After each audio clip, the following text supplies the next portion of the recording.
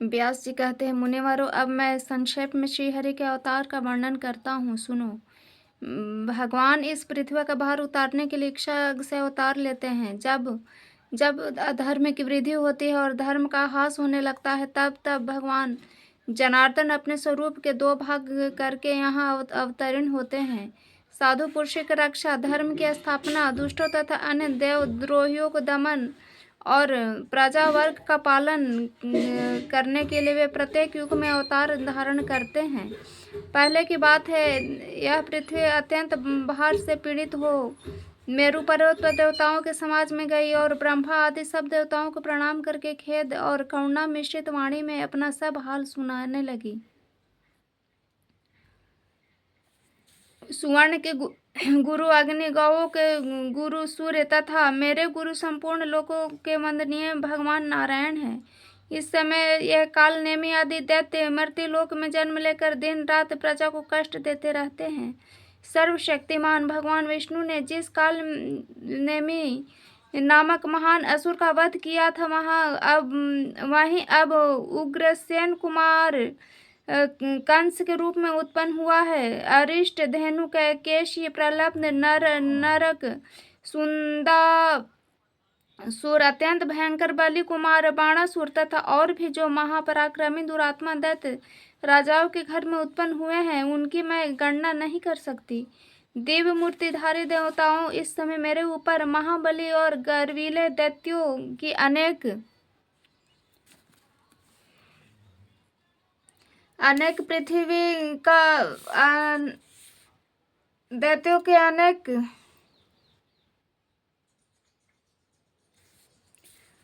पृथ्वी का वचन सुनकर संपूर्ण देवताओं ने उसका भार उतारने के लिए ब्रह्मा जी को प्रेरित किया। तब ब्रह्मा जी बोले, देवताओं, पृथ्वी जो कुछ कहती है वह सब ठीक है। वास्तव में मैं महादेव जी और तुम लोग इस भगवान नारायण के ही स्वरूप हैं। भगवान की जो विभूतियां उन्हीं पर परस्पर न्यूनतम अधिकता व्याधक रूप से रहा करती है, इसलिए आओ हम लोग क्षीर सागर के उत्तम तट पर चलें और वहां श्री हरि की आराधना करके यह सब वृतांत उनसे निवेदित करें।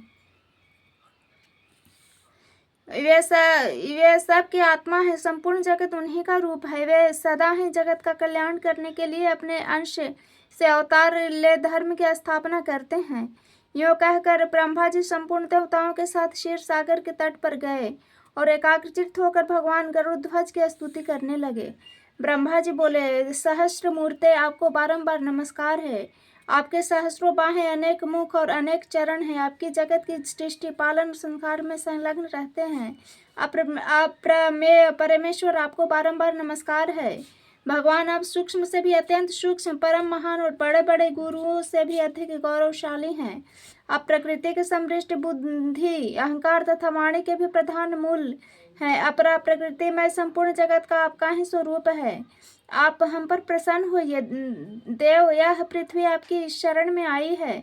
इस समय भूतल पर जो बड़े बड़े असुर उत्पन्न हुए हैं, उन के द्वारा पीड़ित होने से इसके पर्वत रूपी बंधन शिथिल पड़ गए हैं। आप संपूर्ण जगत के परम आश्रय हैं। आपकी महिमा अपरंपार है, अतः यह वसुधा अपना भार उतरवाने के लिए आपकी ही सेवा में उपस्थित हुई है। हम लोग भी यहाँ उपस्थित हुए हैं। ये इंद्र, दोनों अश्विनी कुमार, वरुण, रुद्र, वासु, आदित्य, वायु, अग्नि तथा अन्य संपूर्ण देवता यहाँ खड़े हैं। देवेश्वर, मुझे तथा इन देवताओं को जो कुछ भी कहना हो उसके लिए आज्ञा दीजिए। आप के ही आदेश का पालन करते हुए हम लोग सदा संपूर्ण दोषों से मुक्त रहेंगे। ब्रह्मा जी की इस प्रकार स्तुति करने पर परमेश्वर भगवान श्री विष्णु ने अपने श्वेत और कृष्ण दोनों केश उखाड़े और देवताओं से कहा, ये मेरे दोनों केश हैं। भूतल पर अवतार ले पृथ्वी के भार और क्लेश का नाश करेंगे। संपूर्ण देवता भी अपने अपने अंश से पृथ्वी पर अवतरण हो पहले से उत्पन्न हुए उन्मत्त दैत्यों के साथ युद्ध करे, इसमें संदेह नहीं कि नाना प्रकार के अस्त्र शस्त्र से चूर्ण होकर संपूर्ण दैत्य नष्ट हो जाएंगे। वसुदेव की पत्नी जो देवकी देवी है, उनके 8वें गर्भ में मेरा श्याम केश प्रकट होगा। भूतल पर अवतरणित हो यह काल नेमि के अंश से उत्पन्न हुआ कंस का वध करेगा। यो कहकर भगवान श्रीहरि अंतर ध्यान हो गए। अदृश्य हो जाने पर परमात्मा को प्रणाम करके संपूर्ण देवता मेरु पर्वत के शिखर पर चले और वहां से पृथ्वी पर अवतीर्ण हुए। एक दिन महर्षि नारद ने कंस से जाकर कहा, देवकी के 8वें गर्भ से भगवान विष्णु उत्पन्न होंगे जो तुम्हारा वध करेगा। यह सुनकर कंस को बड़ा क्रोध हुआ। उसने देवकी तथा वसुदेव को कारागृह में बंद करा दिया। वसुदेव ने प्रतिज्ञा की थी कि देवकी के गर्भ से जो जो पुत्र उत्पन्न होगा उन्हें मैं स्वयं लाकर दे दिया करूंगा। इसके अनुसार उन्होंने प्रत्येक पुत्र कंस को अर्पित कर दिए। सुना गया है प्रथम उत्पन्न हुए 6 गर्भ हिरण्यकशिपु के पुत्र थे, जिन्होंने भगवान विष्णु की प्रेरणा से योग निद्रा ने क्रमशः देवकी उदर में स्थापित कर दिया था। योग निद्रा भगवान विष्णु के महामाया है, जिसने अविद्या रूप से संपूर्ण जगत को मोहित कर रखा है। उसने श्री हरि से कहा, हे निद्रे उससे श्री हरि ने कहा, हे निद्रे, तू मेरी आज्ञा से जा और पातालवासी 6 गर्भों में से एक एक करके देवी के गर्भ में पहुंचा दे। ये सब कंस के हाथ से मारे जाएंगे। तत्पश्चात मेरा शेष नामक अंश अपने अंशांश से देवकी के उदर में 7वें गर्भ में रूप में प्रकट होगा। वसुदेव जी की दूसरी भार्या रोहिणी आज तक गोकुल में रहती है। तू प्रसव काल में वह गर्भ रोहिणी के ही उदर में डाल देना। उसके विषय में लोग यही कहेंगे कि देवकी का 7वां गर्भ भोजराज कंस के डर से गिर गया। गर्भ का संकर्षण होने से रोहिणी का वह वीर पुत्र लोक में संकर्षण नाम से विख्यात होगा। उनके शरीर का वर्ण श्वेत गिरि के शिखर की भांति गौर होगा। तदंतर मैं देवकी के उदर में प्रवेश करूंगा। उस समय मुझे भी यशोदा के गर्भ में अविलंब प्रवेश करना होगा। वर्षा ऋतु में श्रावण मास की कृष्ण पक्ष की अष्टमी तिथि को आधी रात के समय मेरा प्रादुर्भाव होगा। तू 9वीं तिथि के यशोदा के गर्भ में जन्म लेगी। उस समय वसुदेव मेरी शक्ति से प्रेरित होकर मुझे यशोदा की शैया पर पहुंचा देंगे। तुझे देवकी के पास लाएंगे। फिर कंस तुझे लेकर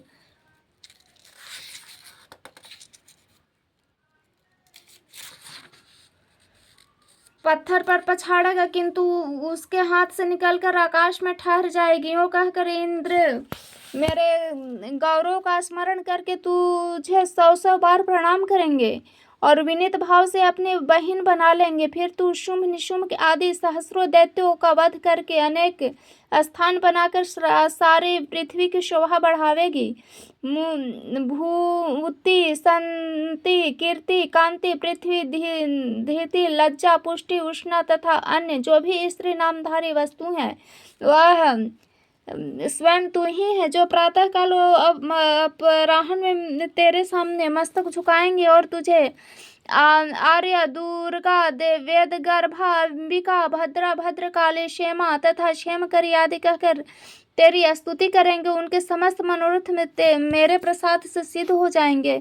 जो लोग भक्ष्य, भोज आदि पदार्थों से तेरी पूजा करेंगे, उन मनुष्यों पर प्रसन्न होकर तू उनकी समस्त अभिलाषाएं पूर्ण करेगी।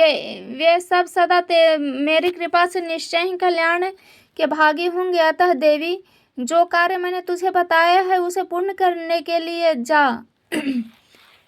व्यास जी कहते हैं, देवाधिदेव श्रीहरि ने पहले जैसा आदेश दिया था उसी के अनुसार जगत जननी योग माया ने देवकी के उदर में क्रमशः 6 गर्भ स्थापित किए। 7वें को खींचकर रोहिणी के उदर में डाल दिया। तदंतर तीनों लोकों के उपकार करने वाला साक्षात श्रीहरि ने देवकी के गर्भ में प्रवेश किया और उसी दिन योग निद्रा यशोदा के उदर में प्रविष्ट हुए। भगवान विष्णु के अंश के भूतल पर आते हैं आकाश में ग्रहों की गति यथावत होने लगी। समस्त ऋतुएं सुखदायिनी हो गई। देवकी के शरीर में इतना तेज आ गया कि कोई उनकी ओर आंख उठाकर देख भी नहीं सकता था। देवतागण स्त्री पुरुषों के अदृश्य रहकर अपने उदर में श्री विष्णु को धारण करने वाली माता देवकी का प्रतिदिन स्तवन करने लगे। देवता बोले, देवी तुम स्वाहा, तुम सुधा और तुम ही विद्या, तुम सुधा और ज्योति हो। इस पृथ्वी पर संपूर्ण लोकों की रक्षा के लिए तुम्हारा अवतार हुआ है। तुम प्रसन्न होकर संपूर्ण जगत का कल्याण करो। हमारी प्रसन्नता के लिए उन परमेश्वर को अपने गर्भ में धारण करो जिन्होंने स्वयं संपूर्ण जगत को धारण कर रखा है।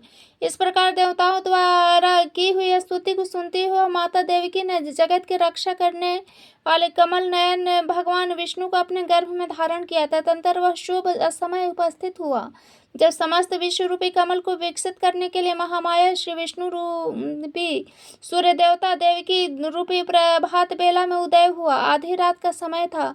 मेघ मंद मंद स्वर में गरज रहे थे। शुभ मुहूर्त में भगवान जनार्दन प्रकट हुए। उस समय संपूर्ण देवता फूलों की वर्षा करने लगे। विकसित नील कमल के समान श्याम वर्ण श्रीवत्स सिंह से सुशोभित वक्षस्थल ने चतुर्भुज बालक को उत्पन्न हुआ देख परम बुद्धिमान वसुदेव जी ने उल्लासपूर्वक वचनों से भगवान का स्तवन किया। और कंस ने भयभीत होकर कहा, शंख चक्र एवं गदा धारण करने वाले देवेश्वर, मैंने जान लिया कि आप साक्षात भगवान हैं, परंतु देव आप मुझ पर कृपा करके अपने इस दिव्य रूप को छिपा लीजिए। आप मेरे भवन में अवतरित हुए हैं।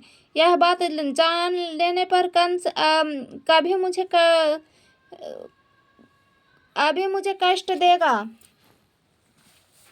देवकी बोले, जिसके अनंत रूप एवं संपूर्ण विश्व जिनकी स्वरूपा है, जो गर्भ में स्थित होकर भी अपने शरीर से संपूर्ण लोकों को धारण करते हैं, तथा जिन्होंने अपने माया से ही बालक रूप धारण किया है, देवम मुझ पर प्रसन्न हो सर्वात्मक आप अपने इस चतुर्भुज रूप का उपसंहार कीजिए। मैं दैत्यों का संहार करने वाले देवेश्वर, आपके इस अवतार का वृत्तांत कंस न जान पावे।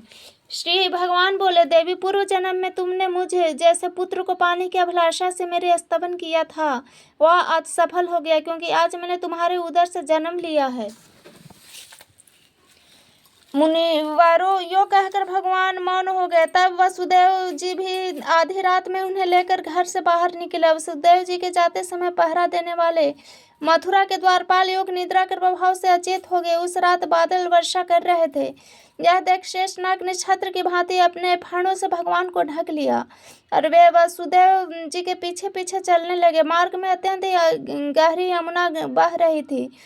उनमें जल में नाना प्रकार के सैकड़ों लहरें उठ रही थी, किंतु भगवान विष्णु को ले जाते समय वसुदेव जी के घुटनों तक होकर बहने लगी। वसुदेव जी उसी अवस्था में यमुना को पार किया। उन्होंने देखा कि नंद आदि बड़े बूढ़े गोप राजा कंस का कर लेकर यमुना जी के तट पर आए हुए हैं। इसी समय यशोदा जी ने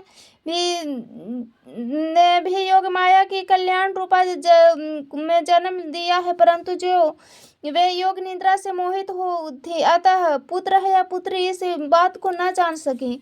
प्रसूति गृह में और भी जो स्त्रियां थी, वे सब निद्रा के कारण अचेत पड़ी थी।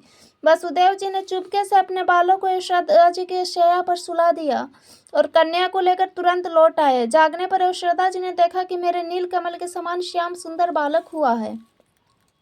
इससे उन्हें बड़ी प्रसन्नता हुई। वसुदेव जी भी कन्या को लेकर अपने घर आए और देवकी की शैया पर उसे सुला दिया। पहले की भांति बैठे रहे। इतने में ही बालक के रोने का शब्द सुनकर पहरा देने वाले द्वारपाल सहसा उठकर खड़े हो गए। उन्होंने देवकी की संतान होने का समाचार कंस से निवेदन किया। कंस ने शीघ्र ही वहां पहुंचकर उस बालिका को उठा लिया और देवकी रूंधे हुए कंठ से छोड़ो छोड़ो ये दो यूं कहकर उसे रोकते ही रह गई। कंस ने उस कन्या को एक शिला पर दे मारा, किंतु वह आकाश में ही ठहर गई और आयुधों सहित 8 बड़ी बड़ी भुजाओं वाली देवी के रूप में प्रकट हुई। उसने ऊंचे स्वर में हट्टास किया और कंस से रोषपूर्वक कहा, ओ कंस, मुझे पटकने से क्या लाभ हुआ? जो तेरा वध करे वे वो प्रकट हो चुके हैं। देवताओं के सर्वसंभूत वे श्रीहरि पूर्व जन्म में भी तेरे काल थे। इस जन्म में बातों पर विचार करके तू शीघ्र ही अपने कल्याण के उपाय कर यो कहकर देवी कंस के देखते देखते आकाश में चली गई। उनके शरीर पर दिव्य हार, दिव्य चंदन और दिव्य आभूषण शोभा पा रहे थे। सिंह गण उनकी स्तुति कर रहे थे। तदंतर कंस के मन में बड़ा उद्वेग हुआ। उसने प्रलब्ध और केशी आदि समस्त प्रधान असुरों को बुलाकर कहा कि महाबाहो, प्रलब्ध, केशी, धेनुक और पुतना, अरिष्ट आदि सब अन्य वीरों के साथ तुम लोग मेरी बात सुनो। दुरात्मा देवताओं ने मुझे मार डालने के यत्न आरंभ किए हैं, किंतु मेरे पराक्रम से भली भांति पीड़ित हो चुके हैं। अतः मैं उन्हें वीरों की श्रेणी में नहीं गिनता। दैत्य वीरों, मुझे ओ कन्या की कही हुई बात आश्चर्य सी प्रतीत होती है। देवता मेरे विरुद्ध प्रयत्न कर रहे हैं, यह जानकर मुझे हंसी आ रही है। तथापि देवेश्वर, अब हमें उन दुष्टों का अधिक अपकार करने की चेष्टा करनी चाहिए। देवकी के गर्भ में उत्पन्न हुए बालिका ने यह भी कहा है कि भूत, भविष्य और वर्तमान के स्वामी विष्णु, जो पूर्व जन्म में मेरी मृत्यु के कारण बन चुके हैं, कहीं न कहीं उत्पन्न हो गए हैं। अतः इस भूतल पर बालकों के दमन का हमें विशेष प्रयत्न करना चाहिए। जिस बालक में बल की अधिकता जान पड़े, उसे यत्नपूर्वक मौत के घाट उतार देना चाहिए। असुरों के ऐसे आज्ञा देकर कंस अपने घर गया और विरोध छोड़कर वसुदेव तथा देवकी से बोला, मैंने आप दोनों के इतने बालक व्यर्थ ही मारे। मेरे नाश करने के लिए तो कोई दूसरा ही बालक उत्पन्न हुआ है। आप लोग संताप न करें, आपके बालकों के भक्ति व्यता ही ऐसी थी। आयु पूरी होने पर कौन नहीं मारा जाता है। इस प्रकार सांत्वना दे कंस ने उन दोनों को बंधन खोल दिया और उन्हें सब प्रकार से संतुष्ट किया। तत्पश्चात वह अपने महल के भीतर चला गया।